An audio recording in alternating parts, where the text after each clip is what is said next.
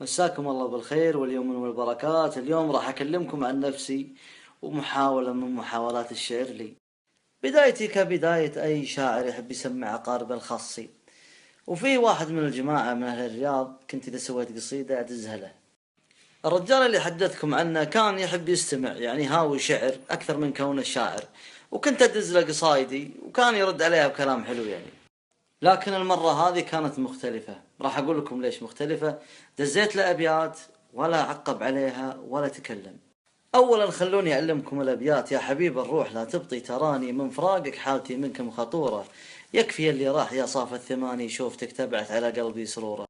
ما يجيني يا هوى بالي كفاني، ودي ان الحب ما تذبل زهوره. خاطري بالذات منك ما يداني، لا تجيه بكلمة تجرح شعوره. كان قلبك لي في وسطه مكاني، يلتفت لي وافرح النفس الصبورة. هو رد على الرسالة متأخر شوي ولكن رد مختلف، اسمعوها.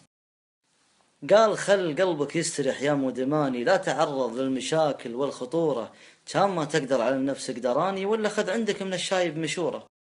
حيثه مجرب ويفهم من زماني، فاهم من بلغي من دور خنوره. وانت خلك ذي بنطلس شقلباني، لا تمادى في هوا كل مغرورة. قال لي ايش رايك بالابيات؟ قلت هذه منهيله، هذه ابيات شايب كبير. قال تدري منهيله؟ قلت لا والله ما ادري. قال هذه لوالدك ابو خلف. كان من محاسن الصدف والصدفة الجميلة ان الوالد موجود عند الشخص هذا اثناء ارسال رسالتي. قال اكتب ورد عليه.